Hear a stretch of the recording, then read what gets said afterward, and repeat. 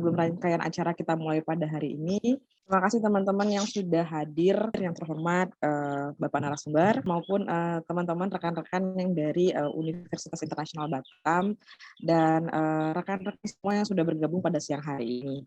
Sebelum acara langkah baiknya kita mulai menyanyikan lagu Indonesia Raya supaya menanamkan jiwa nasionalisme seperti itu ya. Boleh dibantu untuk musiknya, teman-teman semua tetap berada di tempat dengan tetap speaker dalam keadaan mute. Jadi nyanyinya masing-masing seperti itu ya. Oke, panitia bisa kita mulai.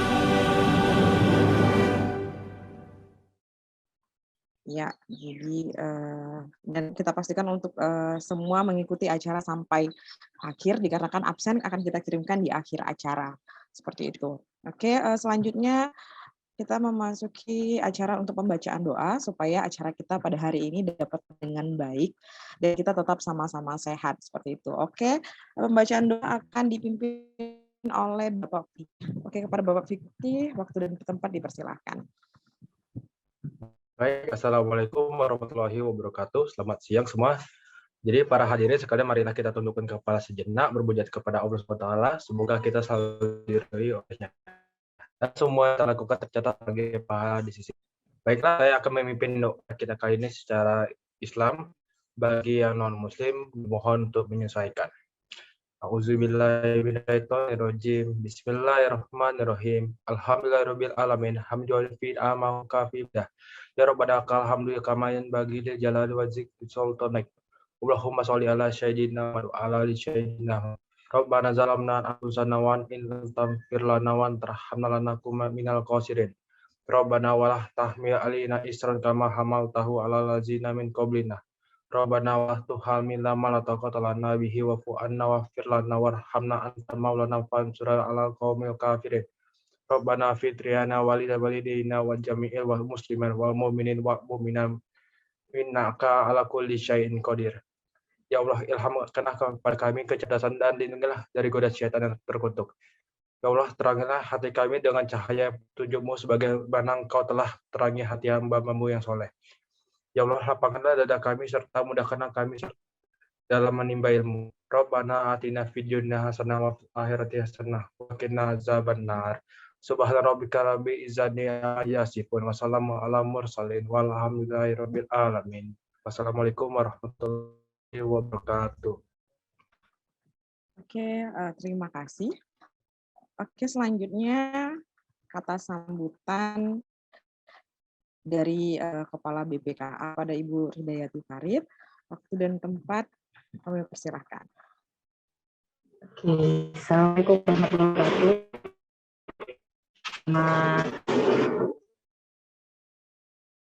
Selamat siang semuanya. Sebelumnya saya mohon maaf karena mungkin di belakang saya ada background yang indah ya, karena kebetulan saya sedang tidak di rumah, jadi ini cukup mencari tempat yang agak sepi dan mohon maaf kalau saya ada sedikit suara yang kurang nyaman. Oke. Hari ini kita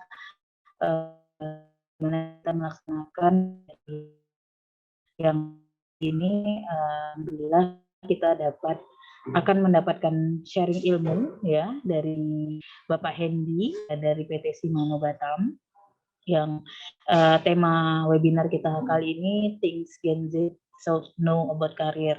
Ya, ini tema yang kita coba angkat untuk kaula muda ya, anak-anak milenial nih, supaya kemarin tuh kita ngobrol sama Pak Hendy juga, anak sekarang supaya melek untuk memikirkan bagaimana punya karir yang bisa lebih baik ya, terbuka matanya ya, terbuka wawasannya untuk melihat bahwa zaman sekarang itu kesempatan untuk mempunyai karir yang lebih baik itu terbuka luas, dengan catatan ya kitanya mempersiapkan diri ya. Jadi bukan berarti yang anak milenial sekarang yang yang katanya kaum rebahan, kaum menunduk ini bukan berarti tidak bisa punya karir yang cemerlang.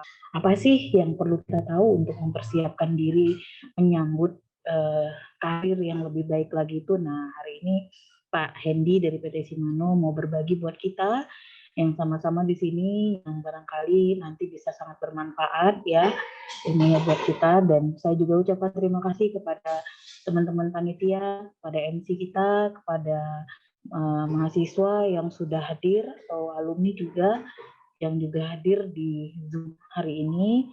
Mudah-mudahan semua bisa mengikuti kegiatan ini baik sampai selesai dan kita dapat mendapatkan manfaat di dalamnya. Itu saja dari saya sambutannya, supaya mempersingkat waktu supaya kita bisa langsung ke acara utama. Terima kasih. Assalamualaikum warahmatullahi wabarakatuh. Baik, terima kasih Ibu Ridayati Farid. Dan untuk mempersingkat waktu supaya acara pada hari ini dapat berjalan lancar dan tepat waktu, kita masuk ke acara inti, yaitu webinar Things Gen Z Should Know About Career yang akan disampaikan oleh Bapak Hendy oleh moderator Ibu Ridayati Farid. Untuk Ibu moderator dan Bapak narasumber, waktu dan tempat kami persilakan. Dan diingatkan kembali untuk teman-teman yang bergabung agar mengaktifkan kameranya dan memakai background yang sudah di-share oleh panitia pada kolom chat. Oke, terima kasih. Dipersilakan kepada Ibu Ridayati Farid dan Bapak Hendy. Baik, terima kasih pada Febrika. Assalamualaikum warahmatullahi wabarakatuh. Selamat siang semuanya. Selamat siang Bapak Hendy. Sehat Pak? Sehat. Sehat. Alhamdulillah. Ini ban lagi ini lagi ya, membara lagi ya, merah lagi ya gitu. Ya, tapi mudah-mudahan semuanya sehat-sehat semua. Ya, saya kebetulan lagi berpartisipasi dalam angka di warna merah itu Pak. Jadi saya sedang proses itu, tapi nggak apa-apa. Kita yang penting di kondisi apapun tetap semangat untuk tetap beraktivitas, tetap produktif ya. Nggak boleh terkendala dengan hal-hal yang masih bisa kita atasi, insya Allah. Baik, ini pada hari ini seperti tadi sudah kita bicarakan, tema kita pada hari ini supaya kita pengen tahu apa aja nih karir, persiapan karir untuk teman-teman yang kaula muda nih ya, terutama ya Pak Hendy ya, supaya bisa lebih terbuka wawasannya dalam hal mempersiapkan dirinya mempunyai karir yang lebih baik lagi. Nah, pada hari ini kita akan mendapatkan sharing dari Bapak Hendy ya. Saya mungkin perkenalkan sedikit. Pak Hendy Hadianto ini lulusan akuntansi Universitas Internasional Batam ya. Alhamdulillah ini juga sekaligus alumni kita nih, mau berbagi ilmu ke kampus gitu. Terima kasih Pak Hendy. Nah, untuk riwayat pendidikannya, alumni program sarjana akuntansi Universitas Internasional Batam, lulusan tahun 2018. Untuk riwayat pekerjaannya pernah bekerja selama 2 tahun di PT Satnusa Persada Tbk, kemudian ini bekerja di PT Shimano Batam sudah tahun ya Pak ya, gitu ya. Mungkin itu profil singkatnya Pak Hendy. Nanti lebih lengkapnya mungkin bisa lebih kenal ketika Pak Hendy sedang mengisi paparannya. Mungkin mempersingkat waktu, kita persilakan Pak Hendy untuk menyampaikan paparannya, kemudian baru kita akan buka diskusi. Dipersilakan. So, semuanya, terima kasih Ida dan Yudi juga atas kesempatannya yang diberikan kepada saya sebagai peserta di webinar ini. So, hari ini kita akan membahas mengenai things Gen Z should know about care. Oke, first of all, perkenalkan diri saya, nama saya Hendy Hadianto, dan telah sertifikat CPHRM, HRBP, HRMP, dan CPT. So, saat ini saya bekerja di salah satu multinational company yang berlokasi di Batam selama 4 tahun, yaitu di PT Shimano Batam sebagai HRD Supervisor. Serta my risk experience pernah bekerja di PT Sanusa, Persada Tbk selama 2 tahun. Dan saya juga merupakan lulusan UIB, Sarjana Akuntansi di 2018. So, what will you get in this webinar? Ada 4 hal yang akan kalian dapatkan. Pertama, greetings about working in MNC, ada ultimate guide to job searching, what makes a good CV, serta tips and trick yang menarik. Mari kita kenalan dulu nih dengan PT Shimano Batam. So, PT Shimano Batam merupakan subsidiary dari Shimano Singapura, dan Shimano berpusat sendiri di Jepang, dan telah berdiri sejak 1921, dan tahun kemarin merupakan tahun yang ke-100 tahunnya perayaannya, dan telah memiliki banyak cabang yang telah tersebar di seluruh dunia. Oke, kita lanjut lagi.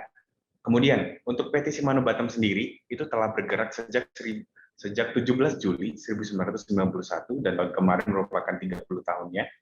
Dan 2 years later, in 1933, Shimano expands produksi untuk alat pancing, dan saat ini berlokasi di Batamindo Industrial Estate. Ada 2 main produk yang dihasilkan di Batam. Untuk produk sepeda yang diproduksi di Batam adalah assembly komponen sepeda. Dan bagi kalian yang gemar untuk bersepeda, pasti tahu bagian ini. Ada 7 item yang dirakit di Batam. Pertama ada CS, sebagai penempatan rantai. Ada B untuk poros pedal. Dinamo untuk penerangan lampu dan poros pada roda depan. Ada SG brake system di roda belakang. Ada RD PDQ untuk bagian belakang. Ada SL untuk shifting in the gear untuk FD dan RD. Serta ada front delivery untuk pindah gear bagian depan. Kita juga ada memproduksi untuk alat pancing, dan berikut adalah salah satunya alat pancing yang diproduksi di Batam. Ada Hera, Pune, Lure, ISO, Nage. Yang membedakan semuanya adalah rata-rata adalah di functionnya, di mana kekuatannya menahan 4 kilo. Contohnya nih untuk Pune, itu harganya bisa di atas 10 juta. Karena untuk di laut, ada Lure, ada ISO juga yang di atas harga 5 juta, dan yang paling murah di sini ada Nage di bawah 2 juta. So now, kita akan bertanya-tanya ini, seperti apa sih kita ke depannya? Mau jadi apa kita? Wah, ikut tren ini, ikut tren yang lagi hits. Ada tren TikTok, dan aku bisa seperti dia. Tapi sebenarnya apa sih yang Gen Z butuhkan dan perlukan saat? Kita harus mengetahui dulu apa yang membedakan Gen Z dengan generasi sebelumnya, yaitu generasi milenial. Nah, kita bisa tahu nih, salah satu karakteristik untuk Gen Z adalah dengan kemampuannya dalam mengolah data. Semuanya melalui internet.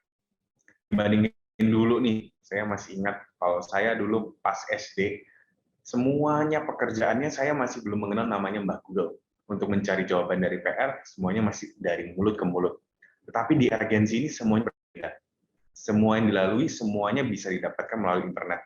Serta yang saya kagumin sekarang adalah teknologi akhir-akhir ini, kita bisa mendapatkan jawaban matematika hanya menggunakan kamera. Langsung hasilnya keluar. Andai teknologi ini masih ada saat SMA, pun saya kuliah dulu,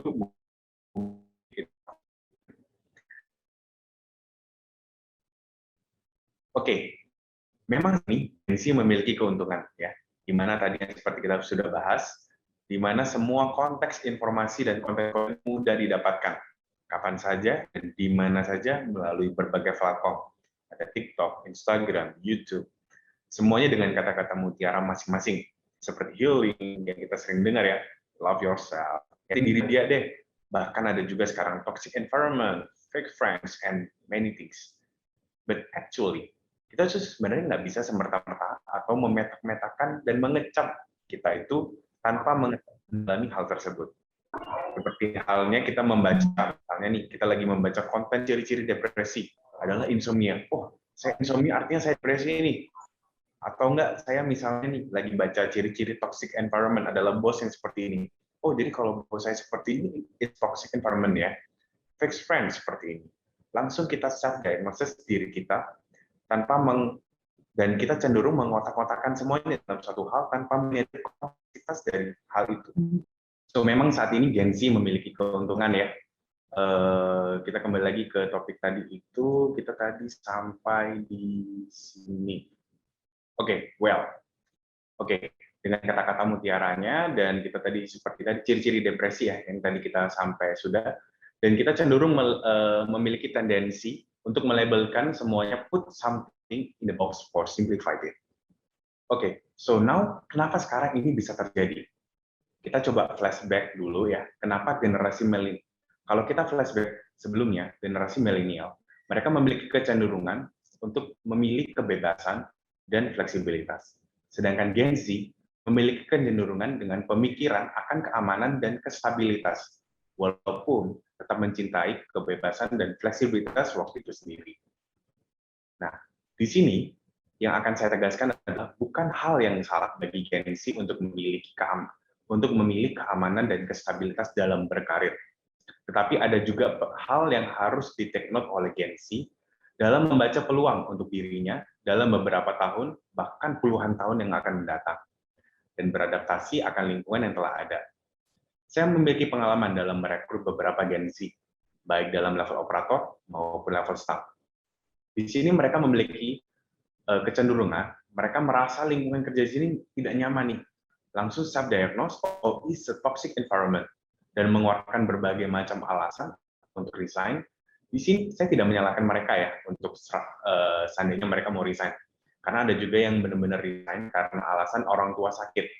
Tetapi ada juga yang saya sayangkan adalah ada beberapa orang yang menggunakan alasan menjaga orang tua yang sakit, lalu beberapa hari berikutnya udah resign, langsung bekerja di PT lain.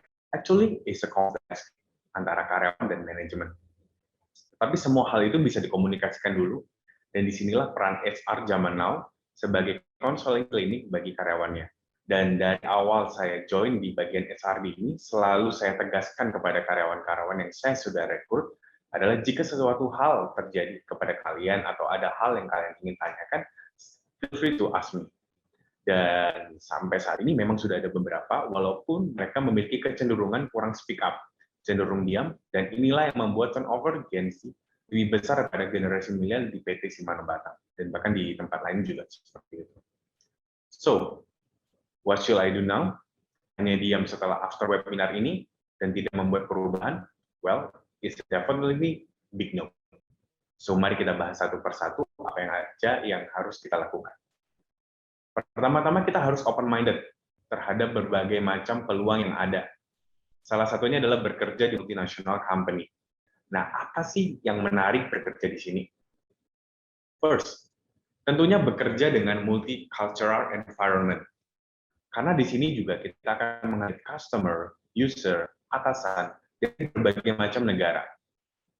Berikutnya, kita juga bisa belajar gratis bahasa asing. Dulu, saya tidak terlalu fasih dalam berbahasa Inggris. Namun karena lingkungan kerja yang semakin kompleks dan juga sempat kuliah di WIB, semua buku handout-nya semuanya everything in English, dan bahkan diri saya bekerja di multinational company, dari perusahaan terbuka ke multinational company, itu sangat berbeda culture-nya dan bahkan level penggunaan bahasanya. Jadi itu sangat membantu bagi kalian. Dan ada juga opportunity untuk berbagai macam job roles. So sebelumnya saya kan di PT Shimano Batam selama 4 tahun. Saya nggak langsung jadi HRD supervisor.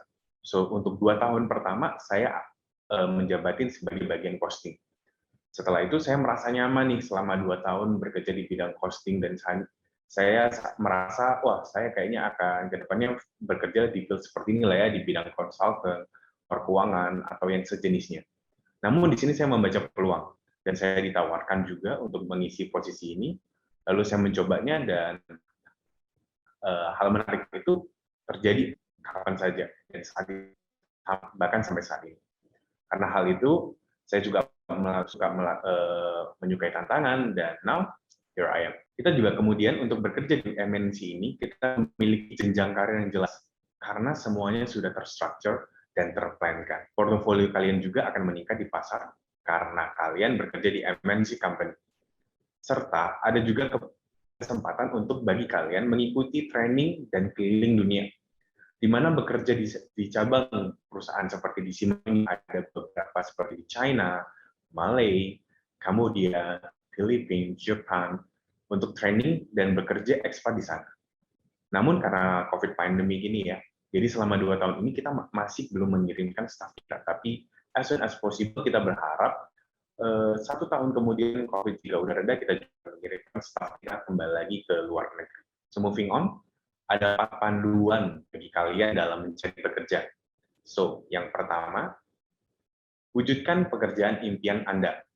Sering ya kita sekarang mendengar kalau misalnya kita mau bekerja itu sesuai passion.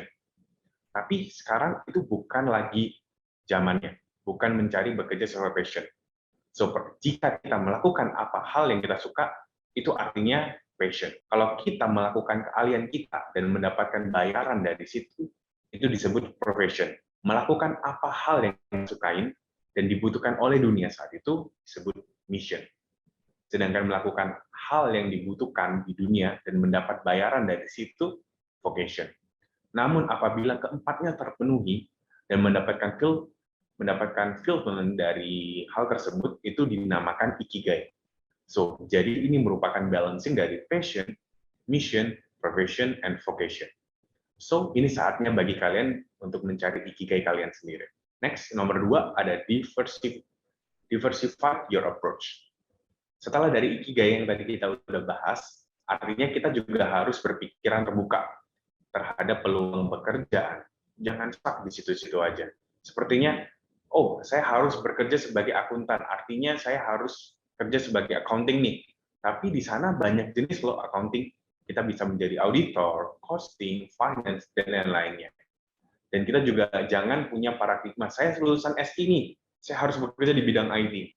Well, saat ini beragam dan kompleks. Kalian sekarang bisa menjadi business management, business consultant, product manager, so banyak banget jenis-jenisnya sekarang. Nomor yang ketiga dan nomor keempat ini hampir mirip, yaitu adalah membuat resume, serta cover letter yang menarik.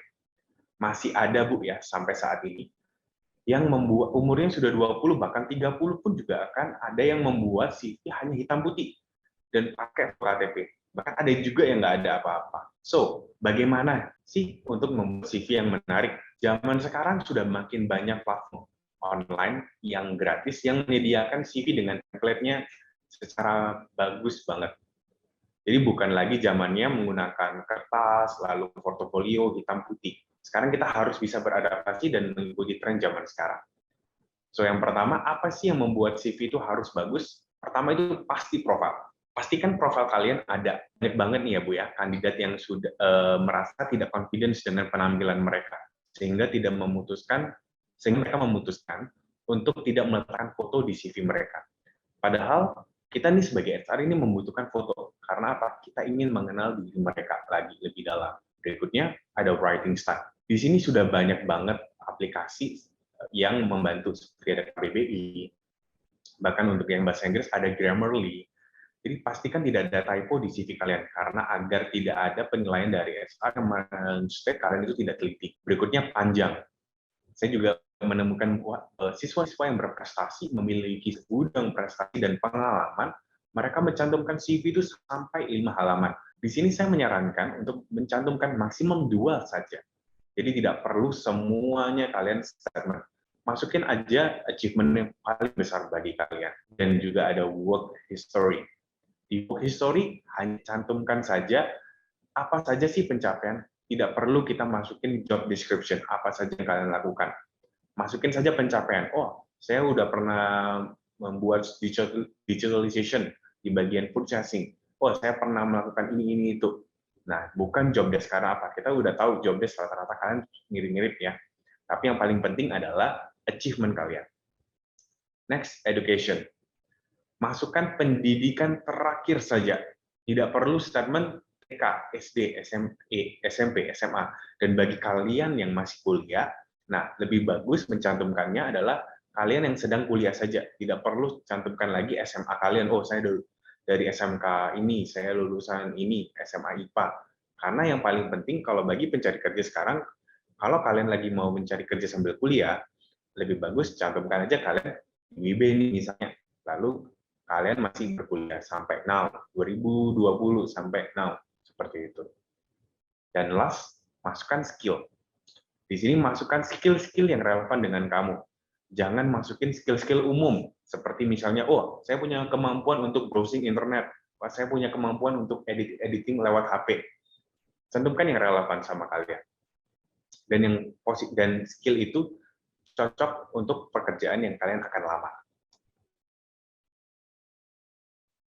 So here's my last topic for today. Ini ada tips and trik yang menarik bagi kalian nih dalam menghadapi rekrutmen secara umum. Pertama, be confident and know your selling point. Cari tahu apa sih kelebihan kamu, kuat kamu di mana, dan alasan apa yang perusahaan harus lakukan, ataupun kenapa, apa sih yang kalian harus pikirkan, alasan apa yang mengharuskan perusahaan itu merekrut Anda. Jangan sampai kalian itu bingung, wah, perusahaan harus merekrut saya karena saya pernah bekerja di bidang purchasing. Oh, enggak. Kalian harus mencarinya seperti ini, cara mengakalinya ya.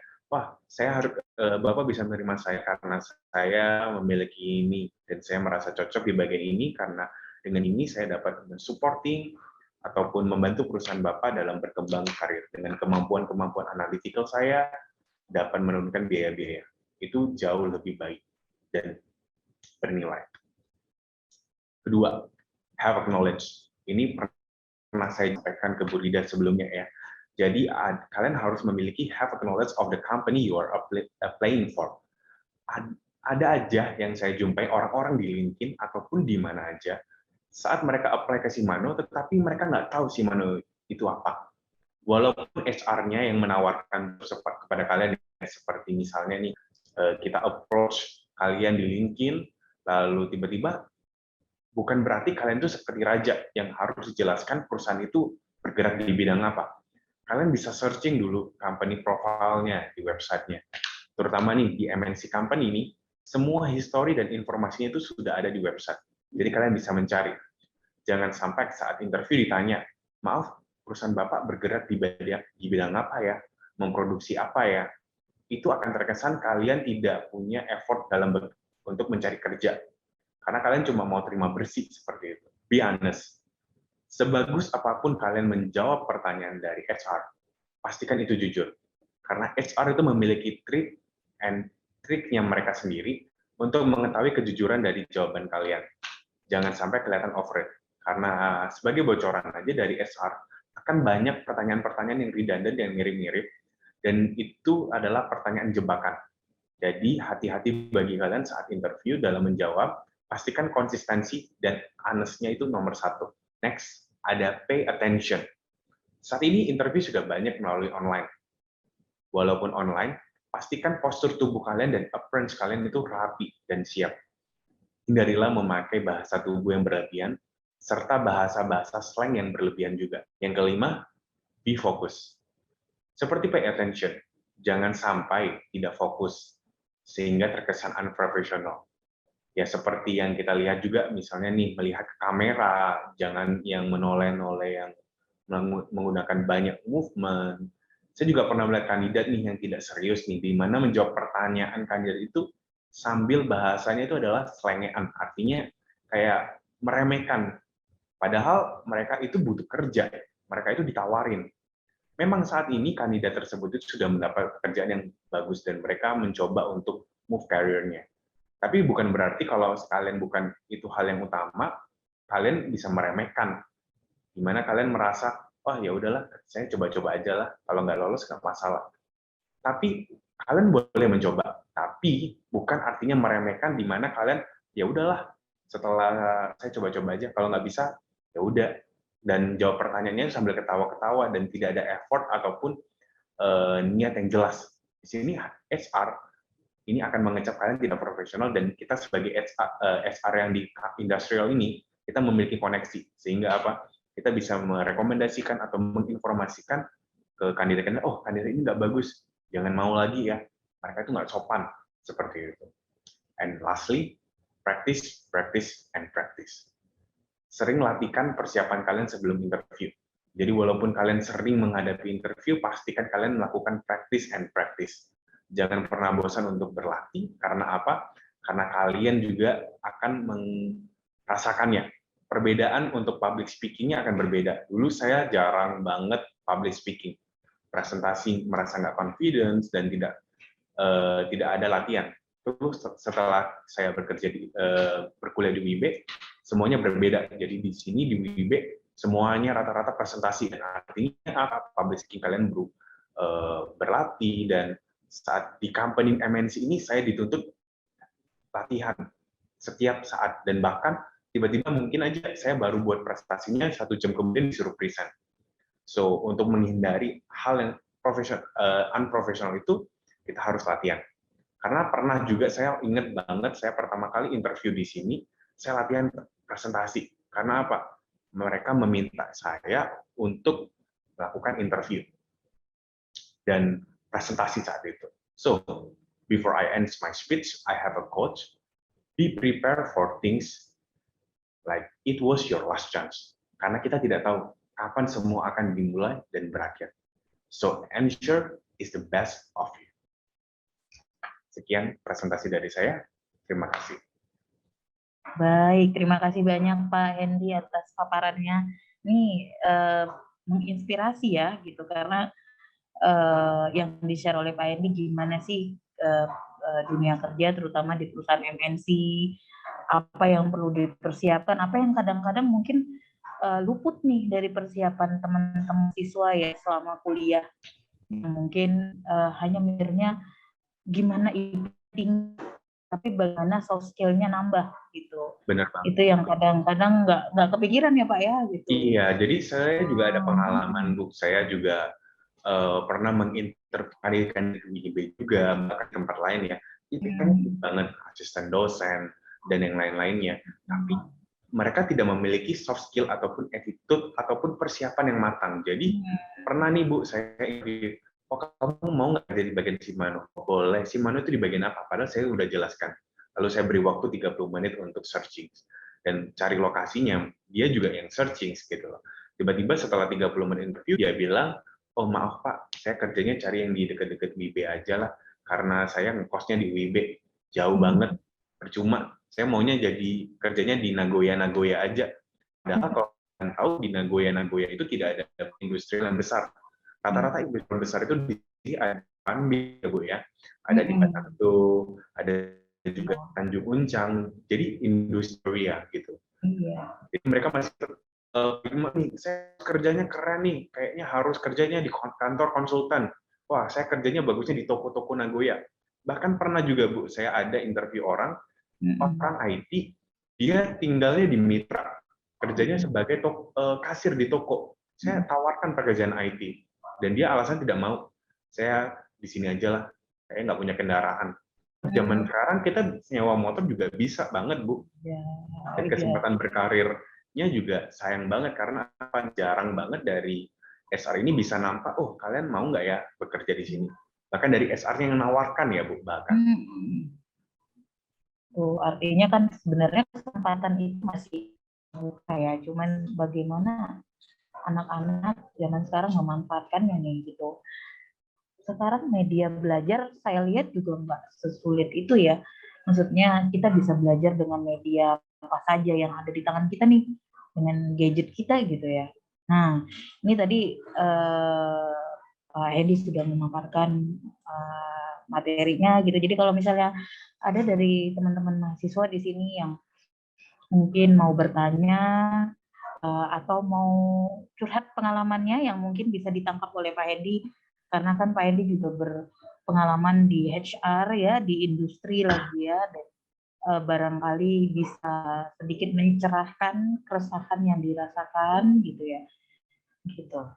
Jadi Dipersilakan bagi, kalau mau ya, jadi mau nanya. bagi ini Gimana? Bu ya, bagi adik-adik semua yang di sini masih kuliah ataupun masih kerja, feel free untuk menanyakan misalnya cara menjawab pertanyaan seperti ini seperti apa, dan tentang hal-hal yang kalian masih worrykan about interview ataupun karir kalian seperti apa. Karena di sini saya akan membantu kalian juga di sini untuk menjawab pertanyaan-pertanyaannya, bisa melalui chat ataupun raise your hand. Ya, persilakan. Juga ada mau info kan ya Bu ya. Jadi untuk saya sendiri, saya itu HR-nya beda dengan dia. Mungkin bahasanya seperti apa? Karena kita bilang HR zaman now itu sangat evolusinya tinggi banget Bu. Kalau kita interview Bu ya, mungkin banyak orang nanya, apa sih kelebihan kamu? Apa sih kekurangan kamu? Tapi kalau kita coba untuk gali lagi, saat ini pertanyaan seperti itu sudah jarang banget ditanyakan, terutama bagi saya ataupun HR yang lain. Karena di zaman yang sekarang itu mereka rata-rata pertanyaannya lebih kompleks. Seperti apa? Mereka menanyakan sesuatu hal yang aneh, di mana sampai kalian itu nggak bisa jawab. Saya juga pernah melihat pertanyaan interview dari Google, di mana saat mereka meng-apply job di Google itu pertanyaannya out of the box. Misalnya seperti ini nih Bu. Kira-kira bisa nggak ya hitung berapa jumlah koin yang muat untuk di ruangan ini? Di ruangan yang saya hadapin sekarang. Dari kalian tuh jawab pertanyaannya, waduh bingung Pak, saya nggak bisa nih, saya nggak tahu nih ruangannya seperti apa. Pertanyaan lain deh Pak, skip deh. Oke, ini tips dari saya. Kalau kalian mendapat pertanyaan yang impossible atau aneh itu, jangan kalian langsung, wah maaf Pak, saya nggak tahu. Langsung aja kalian tenang dulu, kasih waktu 1, 2, 3 detik bagi kalian untuk berpikir and calm down. Setelah itu jawab misalnya seperti ini ya Bu, kalau seandainya saya yang jawab ya. Mungkin saya akan menghitung dulu Pak, berapa jumlah ubinnya. Dari ubin ini kita bisa mengetahui size dari lapangannya. Lalu saya akan menghitung diameternya, misalnya nih 500 koin kira-kira sekitar 5 cm. Lalu saya akan menghitung volume ruangannya. Setelah itu saya akan mengkalikan volume dari koinnya, lalu kita akan menghitung. Kira-kira bisa 1 juta sampai 2 juta koin yang muat untuk di ruangan ini.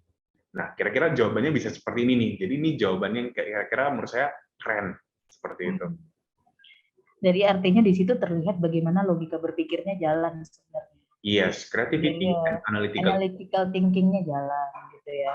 Benar. Cara dia bagaimana mengelola emosinya ketika dia dihadapkan dengan sesuatu yang tak terduga, itu juga bisa kelihatan ya. Ya, sama seperti juga working under pressure. Nah, ya. Kelihatan tuh dia tiba-tiba dihadapkan oleh suatu case. Nah, gimana nih? Itu kan pressure ya sebenarnya. Gitu. Nah, itu tuh sharingnya. Nah, ini ada yang bertanya nih di kolom chat dari Thomas Saputra. Selamat siang Pak, saya ingin bertanya jika seorang mahasiswa yang baru lulus S1 dan belum memiliki pengalaman kerja, bagaimana tipsnya agar cepat mendapatkan pekerjaan? Sedangkan banyak lowongan kerja sekarang yang persyaratannya harus memiliki pengalaman kerja minimal 1 ataupun 2 tahun. Terima kasih Pak. Nah, gimana itu kira-kira? Ya, terima kasih atas question-nya. Jadi ini banyak banget pertanyaan yang saya jumpai di Instagram-nya dari rekrutmen ataupun LinkedIn yang saya ya, yang mereka rata-rata DM saya.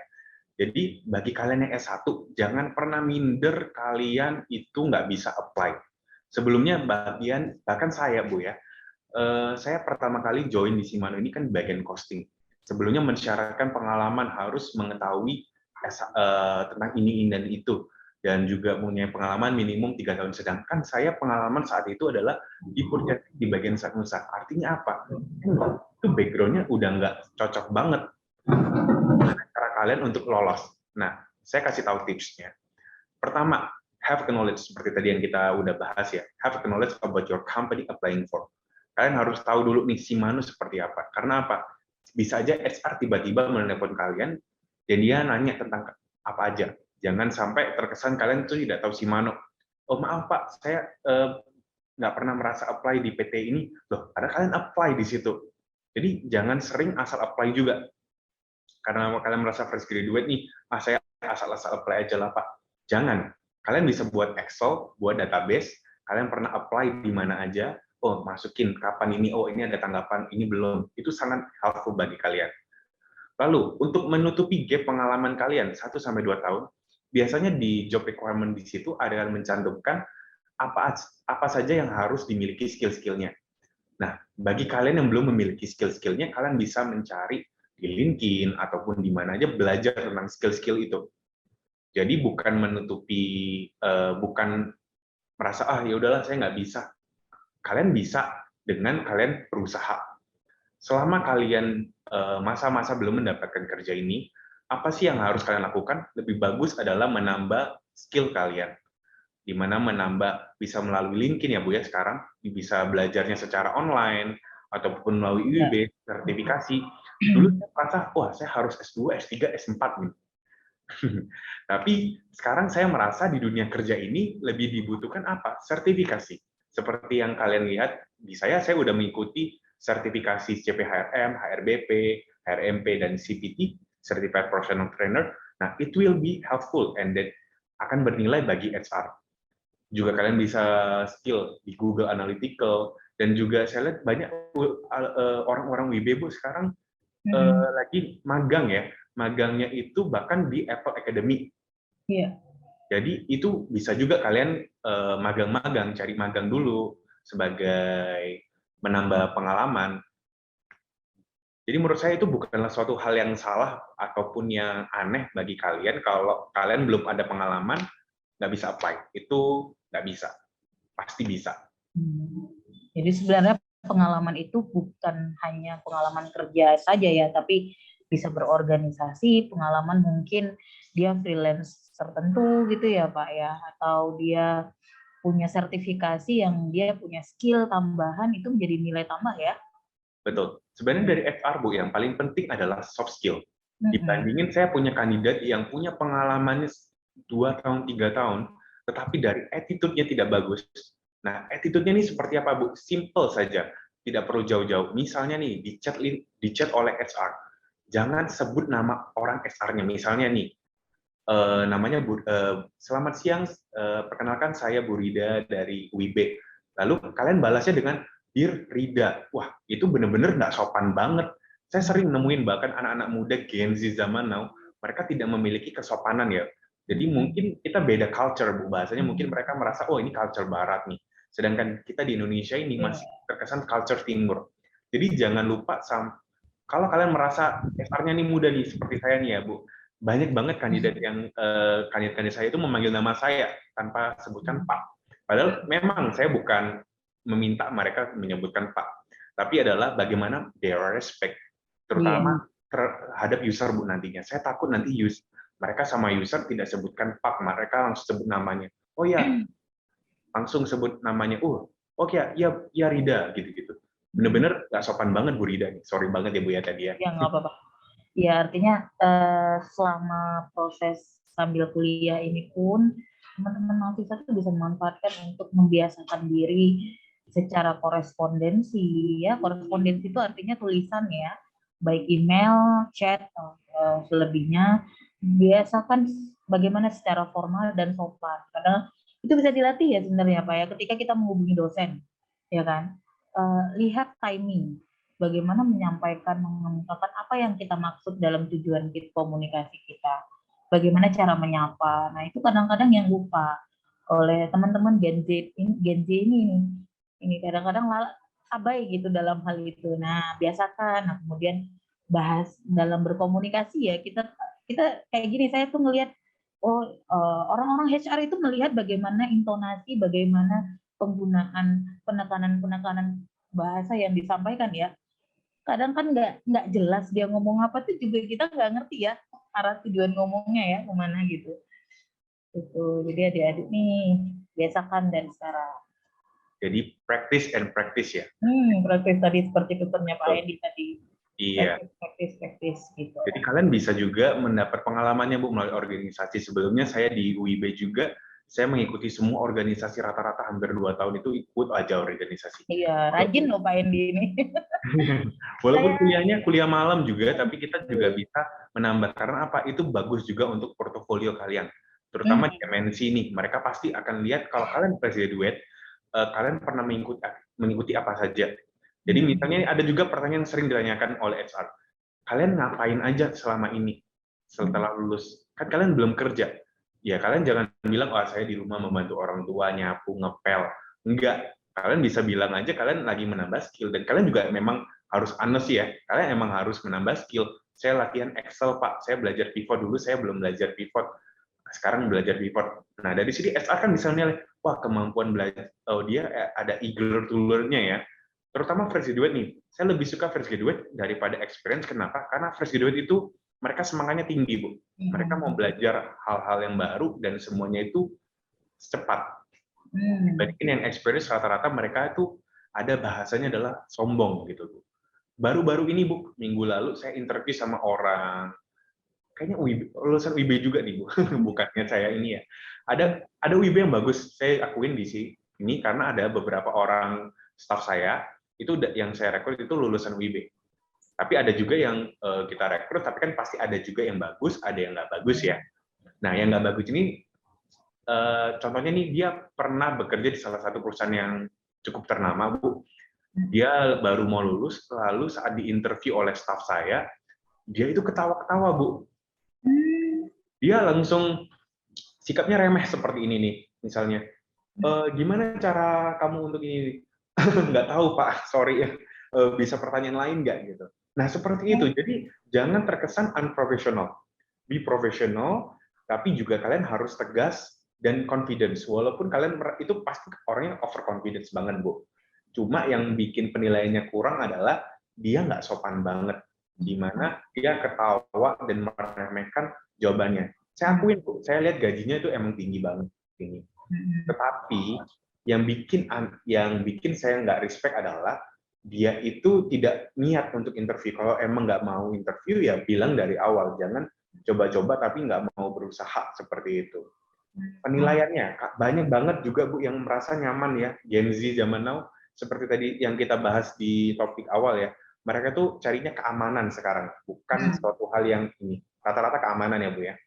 Jadi mereka merasa cari kerja yang aman. 5 tahun kemudian tiba-tiba mereka mau cari kerja. Karena mereka udah nggak nyaman lagi.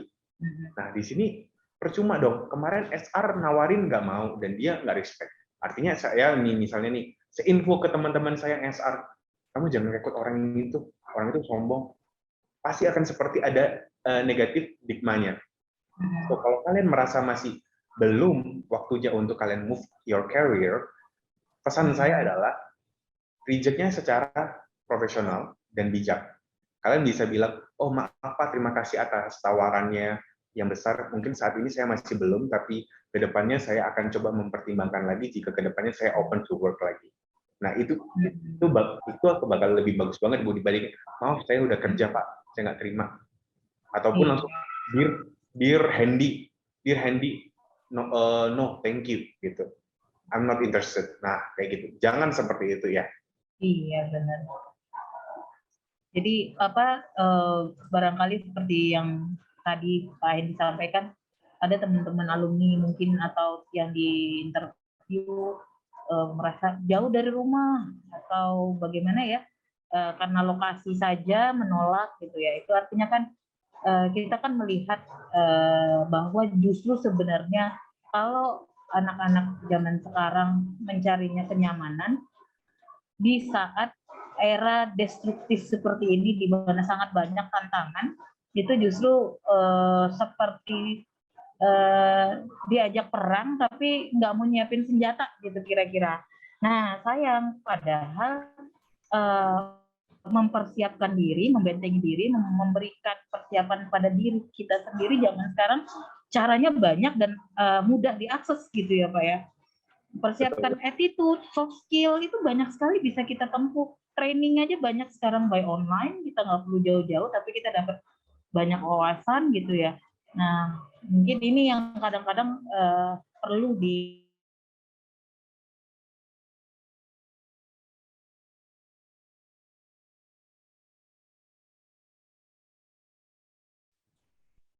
tapi kesempatan berkarir di perusahaan yang lebih baik ya, yang jenjang karirnya yang lebih luas, lebih besar, nggak mau dicoba gitu ya. Nah, sama nih seperti hari ini nih teman-teman mahasiswa nih, udah ada kita di sini. Silakan kalau masih ada yang mau bertanya atau berbagi sharing gitu ya pengalamannya, atau kalau malu sebut saja pengalaman orang lain gitu. Kalau malu itu pengalamannya. Ya. Jadi kalau saya lihat Bu ya, yang join di webinar ini rata-rata masih juga umurnya baru-baru lulus ya Bu ya, bukan baru lulus SMA Ada ya. yang ada yang baru lulus. Jadi Iya. ini bukan artinya kalian, oh saya mau nyari kerja itu artinya tunggu saya mau lulus semester 5, semester 4. Saya dari dulu kerja itu sambil kuliah Bu. Jadi benar-benar dari awal banget itu saya dari semester 1 itu mencari ilmu nih. Saya bukan pertama itu mencari gaji, tapi cari ilmu dan juga cari opportunity karir kita. Karena apa? Kita harus membaca peluang. 3-4 tahun kemudian saya nggak mungkin fresh graduate, tapi saya nggak ada pengalaman. Saya juga pernah compare Bu dengan universitas yang ada di Jawa ya, teman-teman saya ini, karena sebelumnya saya dari Jawa Bu, dari Jawa Timur ya.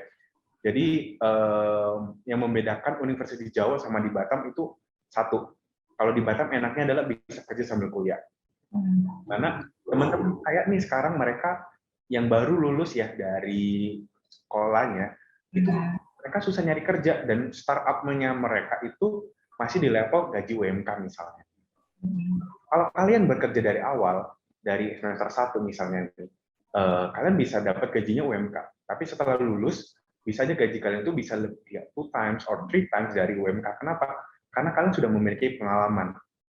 Terutama nih, jadi saya 2018 lulus dari UIB, langsung saya apply di MNC. Saya langsung gajinya ya lumayan naik banget Bu dibandingin yang sebelumnya. Artinya apa? Karir opportunity-nya juga banyak. Mungkin kalau kita lihat ya Bu ya di PT-PT yang kecil itu jenjang karirnya itu jelas. Oh, dari staff jadi senior lalu jadi manager. Tapi kalau di MNC company ini banyak banget jenjang karirnya. Kenapa? Karena mereka itu mau kita lama dan ada step yang terplankan. Di sini ada leader, dari leader nanti jadi ada asisten supervisor, lalu supervisor, lalu ada eksekutif, senior eksekutif, asisten manager, director. Jadi benar-benar jenjang karirnya banyak dan luas banget. Iya. Nah, memang benar ya Hendy. Saya lulusan Jawa. Saya dari Jogja. Nah, ketika saya masuk UIB juga terlihat bahwa anak di UIB itu ketika mau lulus itu tidak lagi tepat kalau baru dikasih pembekalan itu bagi calon wisudawan ya. Itu pembekalannya cara bikin CV, cara interview itu udah enggak. Karena justru pembekalan seperti itu di awal-awal perkuliahan tahun pertama, justru ketika sudah mau lulus itu lebih kepada pembekalan bagaimana mereka membuka diri untuk menerima tantangan lebih besar di karirnya, misalnya perusahaannya skupnya mungkin yang lebih tinggi ya, MNC yang mungkin sekarang karirnya belum besar, belum meningkat atau persiapan lain yang berkaitan dengan soft skill. Nah, teman-teman mahasiswa di UIB ini memang kita melakukan research tadi nih Pak Hendy di setiap tahun.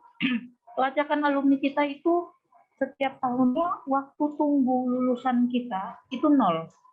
Waktu tunggu itu adalah waktu yang diperlukan oleh lulusan itu dengan pekerjaannya ketika dia lulus. Artinya ketika lulus mahasiswa UIB itu, lulusan UIB bisa dikatakan 0 waktu tunggunya, tidak sempat ada waktu nganggur gitu, karena sudah pada bekerja. Beda dengan karakter di Jawa yang kita waktu tunggunya jedanya cukup panjang gitu. Terus kemudian juga dari sisi gaji rata-rata hasil pelacakan alumni kita memang sudah di atas UMK. Benar kata Pak Hendy tadi, karena banyak yang sudah bekerja sebelumnya, sehingga ketika dia lulus, dia tidak hanya dibayar berdasarkan jenjang pendidikan, tapi juga berdasarkan pengalaman yang dia udah pernah miliki gitu ya Pak Hendy ya. Makanya jadinya lebih di atas UMK gitu ya. Betul. Nah ini memang saya akuin sih ini kelebihannya kuliahnya di sini di Batam terutama gitu. Ya, jadi kalau saya mau akuin Bu ya, dulu saya itu nggak ada webinar seperti ini nih. Jadi dulu benar-benar kalau semester 1, semester 2 nih, Ya, saya udah kerja, lalu kuliah, lalu nggak ada pemaparan seperti ini.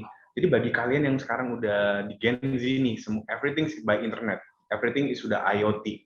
Bersyukur udah bisa webinar seperti ini. Dulu nggak ada, Bu, zamannya Zoom seperti ini nih. Dulu rata-rata harus datang ke WIB, lalu duduk, nontonin semuanya. Sekarang udah dari rumah, nonton by handphone, bisa isi. Benar. Tapi saya ingat Pak Hendy ini dulu sempat mewakili WIB mengikuti ONMIPA bidang biologi loh. Iya, Saya bener banget. Pak Hendy ini pernah mewakili karena saya bagian kemahasiswaan gitu, dan saya amazed sih waktu itu ketika ada anak prodi akuntansi udah kerja tapi mau ikut kompetisi gitu, karena kita ngadain seleksi internal. Benar-benar. Jadi karena apa, saat itu saya merasa saya juga suka berbagai macam hal, Bu.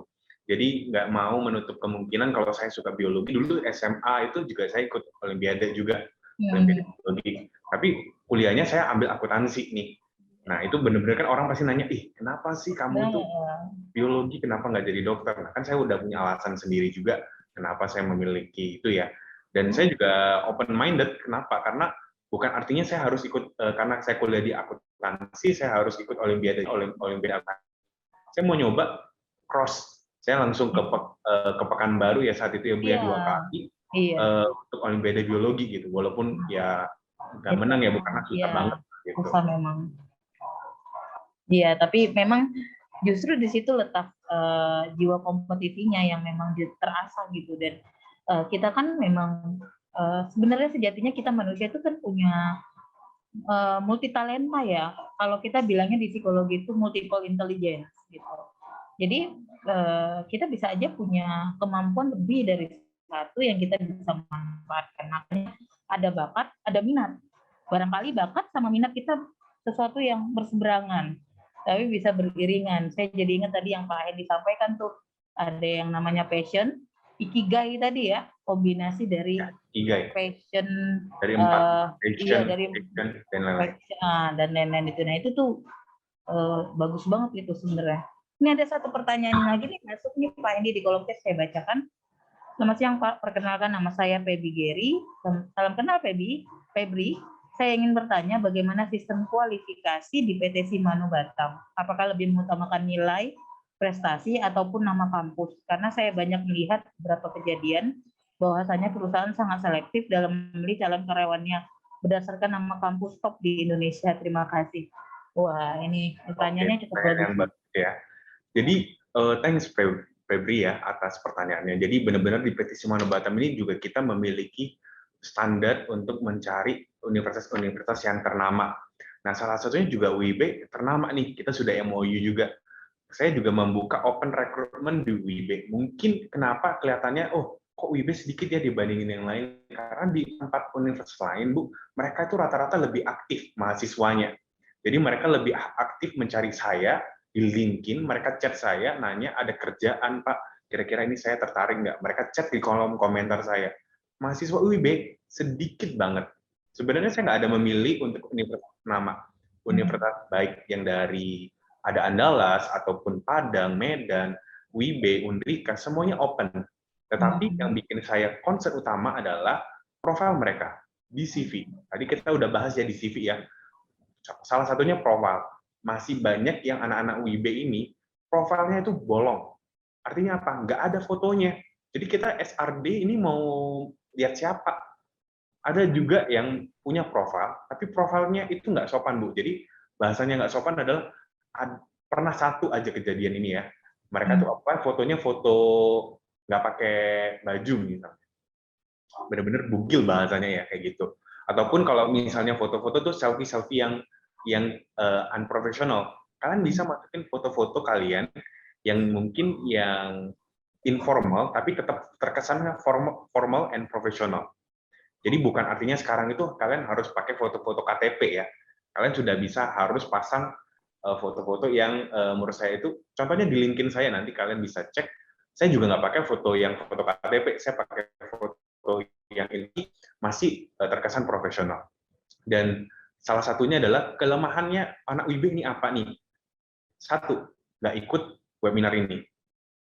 Rata-rata di universitas ternama, Bu, rata-rata mereka sudah punya webinar kayak begini di semester awal. Sehingga apa? CV mereka, profil mereka itu benar-benar bagus banget dan friendly bagi HR untuk mencari kandidatnya. Kalau anak UIB, Bu, jujur aja saya masih lihat LinkedIn profilnya mereka itu masih kosong. Artinya adalah education UIB, that's all. So, nggak ada skill, nggak ada hal-hal yang bisa kita ambil, positif mindnya apa, nggak ada. Jadi ini kalau bagi Febri nih ya, kalau kamu mau melamar, silahkan lamar, tapi pastikan CV kamu dan profil kamu itu bagus.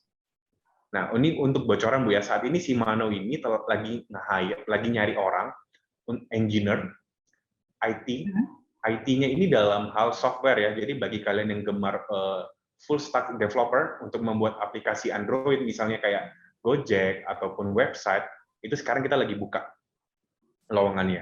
Kita juga ada QR, jadi menarik banget nih, karena UIB ini terkenal banget, IT-nya bagus, saya lihat videonya tadi aja bagus banget. Tinggal orang UIB-nya ini adalah yang aktif cari, Pak. Emang susah, Bu, karena apa? Orang UIB rata-rata udah kerja. Jadi mereka rata-rata masih nyaman dengan zonanya mereka. Saya kerjanya sekarang fotografer freelance. Males lah, ini gajinya udah cukup kok. Gaji UMK masih cukup lah, sekarang nggak perlu lah yang aneh, yang lain-lain. Kapan-kapan aja lah MNC. 5 tahun kemudian nyesel, tiba-tiba chat LinkedIn saya. Padahal punya potensi ya Pak Hendy ya. Bener, karena saya lihat di profilnya, dia bagus banget Bu, dia mencantumkan semuanya, dan dia bisa programming C# dan lain-lainnya, tapi saat saya tawarkan, mohon maaf Pak, saya masih nyaman di perusahaan saya. Nah, itu tuh perlu diperhatiin kalau zaman sekarang memang salah satu yang kita perlu persiapkan untuk dalam karir itu, dalam pun kita punya bisnis pun kita nggak ada salahnya punya LinkedIn. Ya, LinkedIn itu adalah media sosial profesional yang bisa dipertanggungjawabkan isinya. Kenapa? Kalau bagi saya sekarang, kalau saya mau mengetahui, mau istilahnya dalam tanda kutip kepo, siapa sih orang ini, saya akan prefer mencari dulu ke LinkedIn-nya. Karena saya mau lihat bagaimana dalam hal dunia profesional dia membranding dirinya. Nah, itu bisa kelihatan. Tapi biasanya kalau yang memang niat ngisi, dia tuh akan ngisi hal-hal yang positif ya, yang memang dia memiliki kompetensinya, networkingnya apa aja, pengalamannya. Nah, manfaatkan dari sekarang adik-adik mahasiswa nih gitu, karena pasti HR itu akan nyari juga tuh di LinkedIn, ini orang profilnya gimana ya, selain melihat media sosial lainnya ya gitu. Ini ada lagi nih pertanyaan, wah makin siang makin banyak Pak yang masuk pertanyaan dari Agustini. Selamat siang, perkenalkan nama saya Agustini. Izin bertanya kepada Bapak Hendy, dunia kerja saat ini dihidupi oleh beberapa generasi sekaligus seperti Gen Z, milenial, baby boomer, dan lain-lain. Tantangannya sendiri di dunia kerja acap kali dipicu oleh adanya generation gap atau kesenjangan antar generasi akibat perbedaan karakter, cara komunikasi, hingga perbedaan cara pandang atas suatu hal. Lantas, bagaimana ya cara mengatasi generation gap di tempat kerja? Nah, ada generation gap nih sekarang nih Pak isunya. Gimana kira-kira? Oke. So, thank you Agustini atas pertanyaannya ya. Ini emang bagus banget pertanyaannya. Sering banget dijumpai anak-anak tentang gap generation. Saat ini kalau saya udah itu 3%. Ini benar-benar yang baru. Sebagai perusahaan, apalagi di Shimano ini juga kita harus open. Memang pasti kalian kerja di mana aja ya, harus kalian lakuin. Nggak ada pasti plus and minus di sana. Nih, saya nggak sanggup, orangnya baby boomers banget, saya nggak adaptif gitu. Kalian harus adaptif.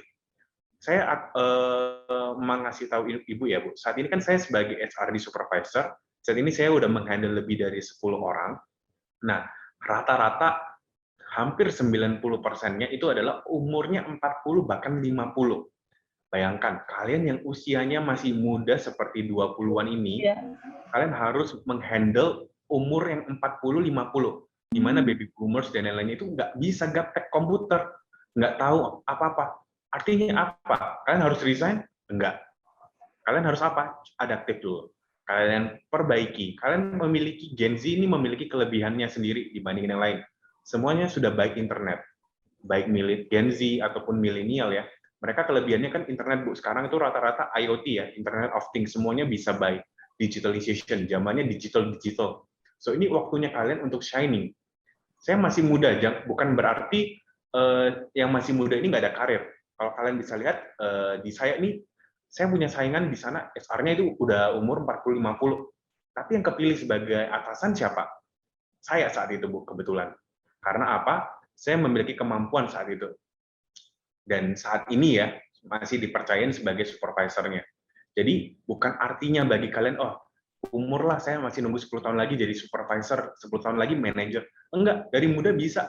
Selama kalian mau mencoba dan berusaha aktif. Kalian punya kemampuan dan kelebihannya, gunakan. Cara mengatasinya bagaimana? Gunakan skill kemampuan kalian untuk menutupi kelemahan kalian. Memang susah ya Bu ya berkomunikasi dengan umur yang 40-50, gimana kadang-kadang mereka, oh nggak bisa nih, ini stuck seperti itu. Tapi kalian harus komunikasi, belajar. Misalnya nih, kalian harus tahu mendapatkan hati dia. Apa sih yang dia mau? Apa sih ini nih? Jadi kita harus latihan soft skill kita, communication skill, lalu bagaimana cara kita negosiasi ataupun persuade. Kita bisa ke Gramedia ataupun webinar untuk belajar online, bagaimana cara persuade people, bagaimana cara memastikan orang itu mau ya mendengarkan apa kata kita, bagaimana cara kita mengconvince-nya mereka lagi. Seperti itu masih banyak banget zamannya. Jadi ini bukan gap generation, bagi saya ini adalah suatu opportunity bagi kalian untuk shift your career or improve your career. Seperti itu. Nah, begitu Agustini. Dan saya lihat nih Agustini juga keren loh. Saya sangat siap sekali mengikuti pertemuan kita webinar hari ini. Rapi ya, dan sangat siap nih. Ini S2 ya ini ya? Iya kayaknya. Oh iya. Masya Allah. Salam kenal Agustini. Baik, ada lagi yang mau bertanya mungkin? Ini pertanyaannya tapi keren tadi dari Agustini, generation gap. Ini kadang-kadang ya nggak semua kok ya Gen Z itu yang seperti itu, masih ada yang punya attitude bagus, dan itu ya makanya dari itu saya yakin kita semua percaya setiap orang punya keunggulannya masing-masing. Tentu dari situlah HR, bagian HR mau menggali potensi apa yang dimiliki. Nah, itu yang perlu hati-hati nih teman-teman mahasiswa, teman-teman milenial, Gen Z sekalian. Ya, tambahan Bu Rida. Jadi saya kan lihat ya, anak-anak Gen Z ini mudah banget semuanya membahas konten ya. Tadi kita udah bahas juga. Mereka tuh kalau membaca konten tuh gampang banget nih. Oh kontennya ini saat ini toxic. Oh artinya ini tempat kerja saya ini nggak nyaman. Langsung lah saya baru bekerja 3 bulan resign. 6 bulan resign. Jadi nggak bisa seperti itu juga ya. Jadi bagi Agustini ataupun yang lain, kalau kalian mendapatkan kerja, jangan sekarang kalian nyari kerja itu asal kerja. Pilihlah cari tempat kerja di mana yang menurut kalian tuh nyaman, di mana pertama sesuai dengan ikigai kalian, passion dan lain-lainnya kalian, barulah kalian itu merasa nyaman di kerja itu. Walaupun ada kesenjangan pasti ya, bahkan di Shimano sendiri saya akuin Bu, hampir 80% sekarang di Shimano itu umurnya untuk yang staff ya, di atas 40. So, bagi anak-anak muda bagaimana? Mereka pasti kesulitan. Wah, saya susah komunikasi nih, saya minta data ini aja lama. Saya bisa kerjakan ini dalam waktu 1 hari, mereka 1 minggu. Nah, ini manfaatkanlah kelebihannya kalian nih. Bukan artinya kalian itu memperlama mereka. Kalian bisa membantu mereka, mendapatkan hati mereka, lalu beradaptasi. Jadi, pastikan kalian bisa beradaptasi. Kita harus pattern ataupun memaklumi. Jangan merasa, wah, semuanya harus sesuai dengan keinginan kita. Oh, kamu harus seperti ini nih. Saya maunya lingkungannya nyata seperti ini. Tidak ada nepotisme, tidak ada korupsi, tidak ada jatuh menjatuhkan. Susah. Saya akuin sampai sekarang aja banyak yang mau menjatuhkan saya. Karena apa? Posisi rekrutmen atau HR ini benar-benar krusial banget ya. Apalagi kalian di posisi penting seperti ini. Pasti banyak orang yang nggak suka sama kalian. Tapi salah satunya yang kalian harus lakukan apa? Cuek aja. Kalau ada orang yang bilang, ih, kamu itu kayak gini-gini ya, kamu itu penjilat ya, kamu kayak gini. Udah, cuekin aja. Itu orang yang julid, yang nggak suka sama kalian dan nggak suka dengan improvement kalian. Banyak orang ya Bu ya, mereka itu merasa saya nggak mau hire orang yang lebih pintar dari saya. Bahasanya seperti itu. Kenapa? Saya nggak mau mereka bisa menggantikan saya ke depannya. Jadi mereka bikin orang itu nggak nyaman, resign, keluar. Jadi saya senang. Jadi ke depannya saya bisa jadi atasan. Itu banyak banget di tempat kerja. Saya harus akuin emang ada sampai saat ini. Cuma bagi-bagi kalian adalah tahan-tahanin aja, adaptif. Jangan langsung cap, oh it's toxic environment, kalian keluar. Face it. Hadapi itu. Kalau ada problem, hadapi. Jangan hanya diam aja. Oke, itu pesannya dari Pak Hendy tambahannya. Ini ada satu pertanyaan lagi nih Pak. Dari Dirli, boleh sharing-sharing awal cerita suksesnya Pak Hendy? Apa tantangan yang Bapak hadapi dan apa ada nasihat yang ingin diberikan ke diri Bapak pada saat muda? Jadi kalau bisa di flashback nih waktu kira-kira Pak Hendy mau menasihati diri Bapak apa waktu muda dulu gitu. Silakan Pak. Oke, kalau dibilang cerita sukses, saya masih merasa saya belum sukses banget. Saya masih menuju sukses. Jadi kalau saya mau bilang suksesnya saya sampai sekarang apa, saya bekerja di MNC ini merupakan hal yang menurut saya wow banget. Kalau mau ditanya apa nasihat untuk diri saya lebih muda adalah, saya seperti itu lagi, tetap lebih muda. Saya nggak mau mengubah everything, karena apa? Saya yang dulu, itu adalah saya yang sekarang. Jadi kalau saya merubah semuanya, saya pasti nggak jadi yang sekarang. Tapi hal yang harus kalian take note adalah, untuk diri saya dulu ya, dan untuk kalian juga adalah, teruslah berjuang, adaptif, dan jangan mudah menyerah. Sukalah tantangan. Emang tantangan itu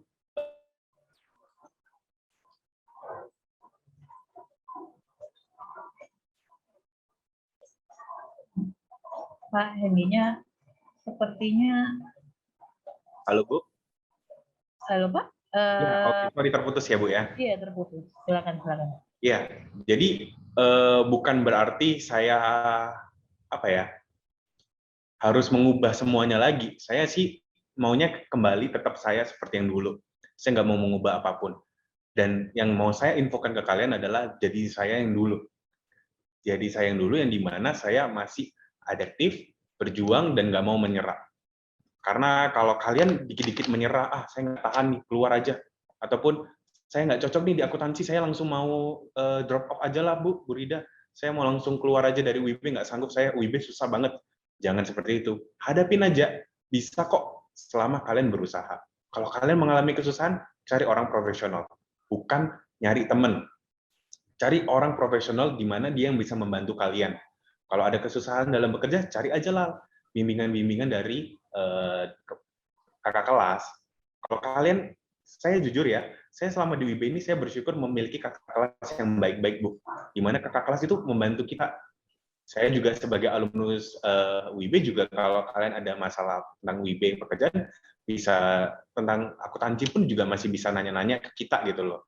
Karena apa? Kita juga open.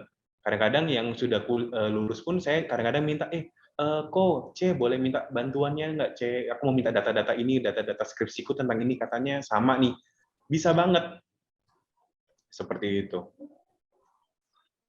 Kalau tantangan zaman sekarang ya, yang mau saya akuin ya adalah adaptif untuk Gen Z. Turnover, Bu, jujur aja di PT Shimano Batam untuk Gen Z itu tinggi banget. Di mana tinggi? Karena mereka nggak adaptif. Simple. Mereka rata-rata, udahlah nggak menyerah, ini bukan passion saya langsung resign aja deh. Gitu. Kira-kira seperti itu sih, Bu. Nah, itu sharingnya dari Pak Hendy. Ya, tapi setiap orang saya yakin punya cerita suksesnya. Selama memang setiap fase yang kita lewati, kita tahu nih apa yang bekal yang bisa kita ambil, kita persiapkan untuk kedepannya gitu ya. Jadi jangan sia-siakan waktu ya, adik-adik mahasiswa, teman-teman mahasiswa yang sekarang masih menempuh studi gitu ya, masih punya kesempatan untuk mengasah dirinya gitu ya. Oke, apakah masih ada lagi yang mau bertanya? Ini kita masih buka, masih ada waktu sedikit lagi mungkin. Ya, jadi bagi kalian juga yang saat ini baik yang lagi kuliah ataupun yang lagi nyari kerja ya. Jadi kalau kalian lagi ada mau reference, bukalah LinkedIn. Lalu koneksi dengan HR. Di mana nanti HR itu akan membagi informasi tentang ini, terutama di Instagram LinkedIn saya ya. Nama saya Hendy Hadianto. Jadi kalian bisa cek di LinkedIn saya, ada lowongan-lowongan yang buka. Jadi kalau kalian tertarik, komen aja di LinkedIn-nya, interested Pak, or interested sir. But ensure before kamu komen ataupun apapun itu, di LinkedIn pastikan semua biodata kalian sudah lengkap. Mana ada foto, ada skill, ada pengalaman, sertifikat itu will be really helpful, apalagi kalian bagi yang berprestasi, bahasa, terutama Indonesia. English itu sekarang udah bukanlah hal yang aneh ya Bu ya. Menurut saya English itu adalah hal yang basic banget. Dan bahkan kalau kalian bisa, sekarang bisa ada Mandarin, France, or Japan gitu loh. Saya dulu Bu, jujur ya Bu ya, sebelum kuliah di UIB ini susah banget Bu. Saya itu orangnya dari Jawa ya, jadi English-nya itu kalau saya mau bilang, compare to teman saya yang kuliahnya di Batam, jauh banget. Saya aja nggak ngerti bahasa Inggris saat itu apa. Apalagi saya shock bukunya akuntansi itu tebel banget, dan English semua, saya nggak tahu apa itu cash on hand, lalu ada reimbursement, bener-bener beda banget bahasanya. Tapi di mana kalian itu beradaptif, di mana udah jadi bukan tinggal kalian nyerah pindah jurusan, cari jurusan hukum yang ada bahasa Indonesianya aja, kalian bisa juga langsung belajar. Sekarang enak loh, dulu saya nggak ada Google Translate dulu nggak semudah sekarang Bu. Kalau semudah sekarang kan tinggal foto udah bisa tahu terjemahannya. Kalau dulu harus ketik satu-satu, tulis, dan handphone dulu nggak secanggih sekarang gitu. Jadi benar-benar kalian yang sebagai Gen Z harus bersyukur dan manfaatkan teknologi sekarang untuk berkarir. Banyak banget kemudahan sebenarnya ya, dan mending udah ada Google Translate. Dulu zaman saya masih alphalink, nggak tahu pasti anak-anak zaman sekarang nggak tahu tuh alphalink ya kan. Itu banget punya Bu, jadi kayak udah banget. Orang hebat banget nih gitu. Google tuh baru ada di tahun 2003 2004 itu ketika saya baru masuk kuliah S1. Udah tua banget saya ya, tapi ya zaman dulu kita nggak bisa juga ngomong compare karena memang era itu lebih maju. Tapi kalian di masa yang sangat banyak kemudahan inilah harusnya bisa lebih bersinar ya, bisa lebih bersemangat gitu. Karena nggak ada kata terlambat harusnya untuk sesuatu yang memang kita bisa usahakan, kan kita bisa upayakan gitu ya. Nah, katalah mulai dari LinkedIn-nya, mulai dari skill-nya, soft skill, hard skill. Kalau kuliah udah jelas itu hard skill. Tapi kalau misalnya menambah kecakapan soft skill gitu ya, kemampuan public speaking, kemampuan berkorespondensi, kemampuan untuk interpersonal skill-nya juga gitu ya, itu tuh perlu diasah. Nah, manfaatkan karena seperti yang di-sharing sama Pak Hendy tadi, pengalaman-pengalaman beliau di HR itu banyak sekali menemukan kandidat-kandidat yang kadang orangnya pintar nih, tapi sayangnya tidak kurang dalam hal soft skill. Nah, itu yang menjadi notice nih buat teman-teman mahasiswa supaya mempersiapkan diri gitu ya Pak Hendy ya. Iya Bu, jadi kalau saya juga ingat-ingat juga ya, saya pernah juga nge-hire orang itu chat saya di LinkedIn. Lalu saat itu saya bilang tidak terima dan saya respect sama dia, orangnya polite banget dan profilnya dia bagus, cuma saat itu lowongannya belum buka. Lalu 1 tahun kemudian lowongannya udah buka, langsung saya offering ke dia nih, dia mau, dan ternyata setelah interview cocok dan semuanya berjalan dengan lancar, dia sekarang udah keterima. Ada yang lulusan WIB, ada juga yang lulusan dari yang tempat lain gitu. Jadi bagi kalian jangan merasa minder juga gitu kalau kalian merasa koneksi dengan HR, tapi selama bahasanya sopan ya. Bukan kalian tiba-tiba ke sama HR tanya, Pak ada update nggak Pak? Ini lamaran saya gimana? Pahamin seperti itu. Karena HR juga ada kesibukannya masing-masing. Ya. Mau tanya sebelum? Ya, silakan. Kalau masih ada, kita masih kasih waktu.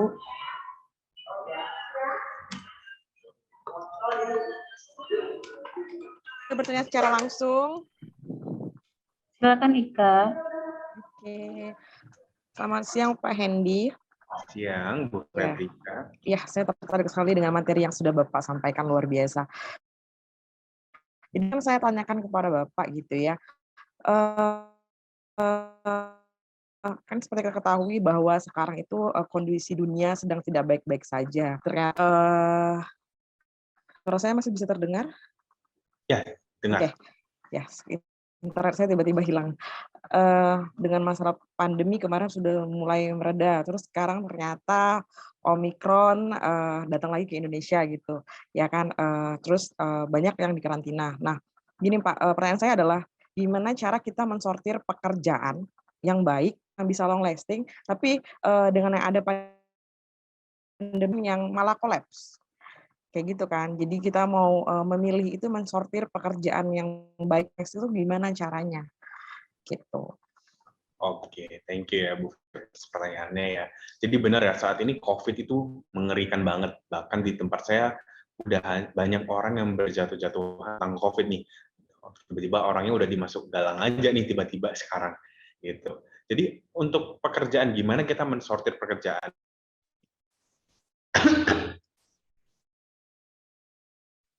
Ya, banyak juga saya kandidat-kandidat terutama dari Jakarta juga ya.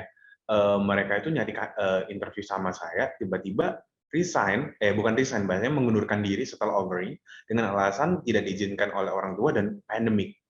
Gitu. Berlaku juga sama kalian nih, pasti kalian juga bingung gimana sih cari kerja yang kira-kira aman. First, kita harus lihat dulu company profile-nya. Kita lihat dulu perusahaannya seperti apa dulu. Kita lihat protokol kesehatannya seperti apa. Bagi kalian yang masih dapat kesempatan untuk interview secara offline, ya kalian bisa lihat company-nya, prosedur COVID-nya ketat atau tidak. Lalu terutama nih, rata-rata HR zaman sekarang itu interview sudah by online. Jadi kurang-kuranginlah interview juga yang by offline. Kalau kalian mau ya. Karena saya juga jarang banget nyuruh kandidat itu untuk datang, terutama di masa pandemi ini. Bahkan kalau mereka mau datang pun, saya harus minta mereka antigen dulu. Karena apa? Protokol kesehatan di perusahaan ataupun bahkan di WIB pun pasti melakukan hal yang sama ya. Tidak mau sembarangan orang bisa datang dan menyebarkan COVID-19. Dan banyak juga orang yang bilang kan COVID pandemic mereka mau nyari yang kerjanya itu remote dari rumah. Emang susah banget nyari kerjaan yang seperti itu. Tapi menurut saya ya, kalau kita membaca forecast 1-2 tahun lagi, pekerjaan seperti itu pun juga bahkan lama-lama itu bakal hilang. Karena apa? Karena semuanya akan kembali ke normal dan semuanya akan kembali lagi bekerja seperti semula. Udah kayak nothing's happen gitu loh. Kalau kita lihat Amerika ataupun London, mereka rata-rata sekarang kalau di tempat kerja atau kan nggak pakai masker. Hanya saat-saat yang tertentu aja mereka sudah pakai masker. Artinya apa? Zaman di Indonesia saat ini belum ya, karena pandemiknya masih dari pemerintahnya masih kurang nih. Kalau di tempat negara yang udah maju, mereka udah bagus dan rata-rata kerjanya seperti normal. Jadi karir itu cari aja lah seperti biasa. Cuma pastikan aja kalian siap dengan resikonya. Pastikan antigen dulu nih, sering-sering antigen. Cek kesehatan kalian. Cek protokol kesehatan dari company-nya.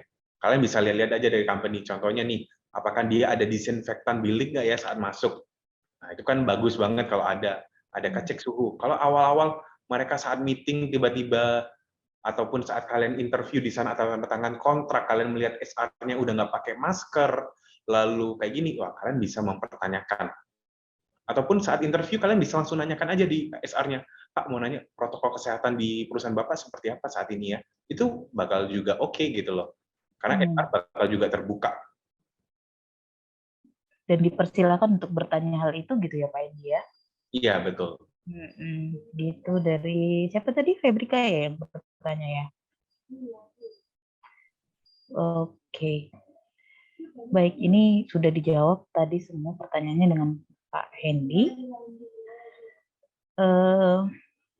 Ini apakah masih ada yang mau bertanya nih? Kita nggak terasa udah mau jam 3 ya, nggak nyangka banyak juga yang mengajukan pertanyaan, yang mau sharing. Oke, sepertinya kayaknya nggak ada yang mau bertanya lagi Pak. Cuman dari Pak Hendy, apakah bisa kasih kita closing speech-nya? Mungkin ada pesan lagi apa yang bisa disampaikan ke teman-teman di sini atau bagaimana? Oke, jadi sebelum I end of my speech, seperti yang tadi sudah kita bahas ya sebelumnya ya, saya udah punya quotes yang tadi yang saya udah jelaskan, di mana prepare for things, it was your last chance. Karena kita nggak tahu kapan akan dimulai dan berakhir. Dan pastikan itu yang terbaik bagi kalian. Jadi kalian saat dimanapun, pastikan mau interview atau apapun itu, anggap aja itu kesempatan terakhir. Jangan bilang ini kesempatan kalian pertama. Anggap aja itu terakhir, so kalian bisa prepare itu adalah the best things of kalian. Saya kalau mau info kan juga dulu, waktu saya pertama kali join Mano, interviewnya itu bisa sampai 3-4 kali. Karena interviewnya ini benar-benar, bahkan durasinya Bu, bukan hanya 15 menit ya Bu, ya bisa bilang 1 jam, 1 jam, 2 jam. Benar-benar saat itu interview saya itu tough banget saat itu. Dan saya memprepare itu adalah seperti hari terakhirnya saya, dan sebelum saya interview, benar-benar saya prepare di rumah. Saya belajar, saya baca kembali buku akuntansinya saya belajar job desk-nya. Misalnya di job desk-nya ini bahas tentang asset management. Saya harus tahu apa itu asset management. Saya harus tahu apa itu. Jadi jangan sampai kalian interview itu kayak, udah tinggal bawa diri aja, datang. No. Kalian harus membaca job requirement-nya, dan memahami semuanya. Pastikan itu yang terbaik dari kalian. Jangan asumsi, coba-coba aja lah. Kalian boleh coba-coba, tapi pastikan itu benar-benar serius. Coba-cobanya dengan persiapan ya Pak ya, jadi bukan kosong gitu. Betul banget. Oke, jadi terima kasih banyak Pak Hendi. Itu aja Pak, ada lagi yang mau disampaikan Pak kira-kira? Itu aja. Jadi terakhir aja sih Bu, bagi kalian yang mau cari kerja, silakan ke LinkedIn dan cek LinkedIn saya, Hendy Hadianto di sana. Di PT Shimano Batam buka banyak lowongan. Jadi bagi kalian yang tertarik banget untuk join di Shimano, silakan cek di LinkedIn dan connect ataupun komen di LinkedIn saya. Tapi pastikan karena kalian sudah ikut webinar ini, semua hal yang di webinar ini kalian sudah persiapkan, seperti CV dan lain-lainnya. Iya, dan PT Shimano juga sudah kerja sama dengan kita dan dengan Pusat Karir WIB, dan Pak Hendy juga bisa upload langsung lowongan kerjanya di website Pusat Karir WIB, dan teman-teman juga bisa buka akun di Pusat Karir WIB, ya, feel free, nggak ada bayaran, juga kita gratis, dan kegiatan-kegiatan juga kita kedepannya akan lebih banyak lagi, nggak menutup kemungkinan kita akan ada kegiatan lainnya ya Pak ya, gitu, yang barangkali bisa kita sharing lagi buat teman-teman mahasiswa. Barangkali itu dari Pak Hendy ya Pak ya. Terima kasih banyak Pak sudah mau sharing ilmunya hari ini, berbagi pengalamannya juga, gimana di perusahaan MNC, bagaimana sih dunia HR dalam melakukan seleksi kandidat, apa yang harus dipersiapkan oleh teman-teman generasi Z ini gitu ya. Terima kasih banyak atas sharingnya hari ini Pak Hendy sekali lagi, dan dari kami saya rasa dari kita juga cukup. Saya kembalikan ke MC untuk selanjutnya. Terima kasih banyak Pak Hendy. Selamat siang. Juga Bu Rida, terima kasih kesempatannya. Oke, kita kasih close untuk narasumber dan moderator kita pada hari ini. Luar biasa sekali, banyak ilmu yang kita dapatkan dari Pak Hendy, pengalamannya, lalu gimana mencari pekerjaan yang baik, seperti itu ya. Oke, sebelum acara kita tutup, kita akan sebagai ucapan terima kasih, kita panitia akan menyerahkan sertifikat kepada Pak Hendy. Mohon perwakilan dari UIB, Ibu Ridayati Farid, untuk menyerahkan sertifikat kepada Pak Hendy. Silakan Bu. Baik, Pak, ini dari saya mewakili Universitas Internasional Batam. Saya Kepala Biro Pengembangan Kemahasiswaan dan Alumni, kami dari Pusat Karir UIB. Berterima kasih banyak kepada Bapak Hendy Hadianto atas kesempatannya hari ini berbagi pada webinar yang kita selenggarakan. Mudah-mudahan ilmunya bermanfaat dan semoga kedepannya kita masih bisa melaksanakan kegiatan yang lebih baik lagi. Dan kami dari panitia, saya dari kekurangan dan kendala yang jadi dan insya Allah akan kita perbaiki ke depannya. Ini sertifikatnya ya Pak Hendy ya, mohon diterima. Terima kasih Bu. Terima Iya, kasih. terima kasih banyak.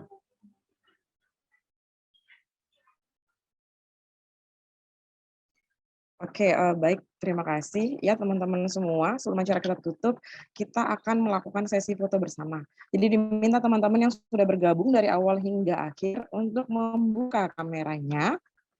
Kita akan lakukan sesi foto bersama. Yap, masih kita tunggu.